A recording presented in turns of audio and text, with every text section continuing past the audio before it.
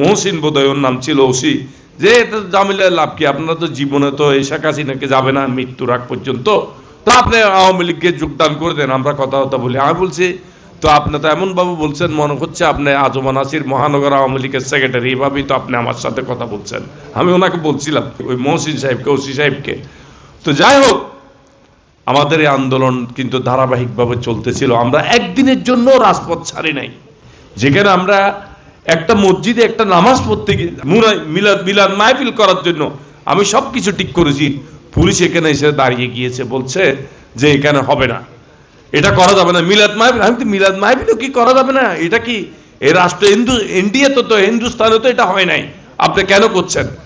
তখন আমি বললাম ঠিক আছে, আমি আসরের নামাজ পড়ে চলে যাব। বলতে ভাই আপনি এখানে নামাজটা পড়িয়েন না। আমি তখন তাকে দৌড়ছি, আমি তাহলে আপনি মসজিদে তালা মারি দেন, আমি নামাজ পড়বো না। মসজিদটা তালা মারি বন্ধ করে দেন, তখন আমি নামাজ পড়বো না। কিন্তু আমি এখানে প্রত্যেকদিন নামাজ পড়ি, আমি নামাজ পড়বই। উনি মনে পরে বলতে মসজিদ কেমনে বন্ধ করবো? তাহলে আমি বলতেছি আপনার নামাজ কেমনে আপনি সাহস করছেন বন্ধ করার জন্য? আপনি এভাবে আমরা অত্যাচারিত হয়েছি, পদে পদে আমরা বাধার সম্মুখীন হয়েছি।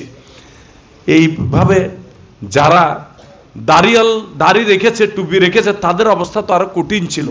আমি জেলখানায় দেখেছি যে তাদেরকে কিভাবে অত্যাচার করেছে, নির্যাতন করেছে।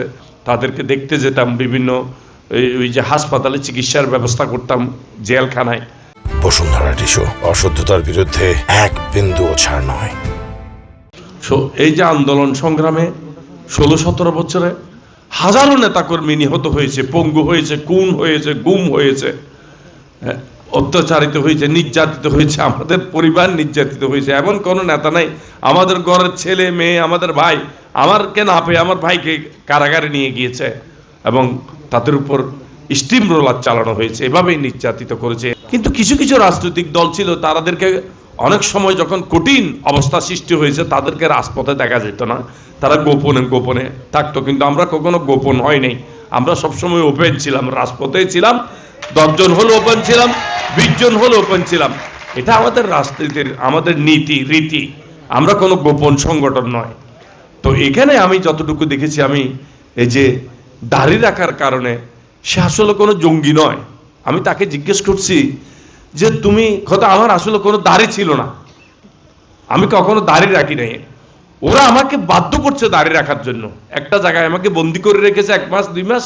ওইখানে আমার দাড়িটা যখন লম্বা হয়েছে, তখন আমাকে তারা একটা নাটক সাজিয়ে কিছু অস্ত্র দিয়ে আমাকে জঙ্গি বানিয়ে ওই কি কোর্টে তুলেছে, এবং এটা দিয়ে সে তার প্রমোশন নিয়েছে, পুলিশের একজন অফিসার। আল্লাহর গজব হয়তো তার উপর নাজিল হয়েছে। পরে আমরা দেখেছি ওই তার স্ত্রী হত্যার কারণে তাকে গ্রেপ্তার করা হয়েছিল। এটাকে বাবুল আক্তার না কি জানি নাম, বাবুল আক্তার, বোধহয় বাবুল আক্তার। হ্যাঁ, তো এইভাবেই নাটক করে তারা প্রমোশনের জন্য এই নিষ্পাপ শিক্ষার্থী, মাদ্রাসা শিক্ষার্থীদেরকে নিয়ে তারা ওইখানে বন্দি রেখে তাকে দাড়ি লম্বা করে তাকে জঙ্গি বানানো হয়েছে। এভাবে কাহিনী, এগুলা শিউরে উঠার মতো কাহিনী।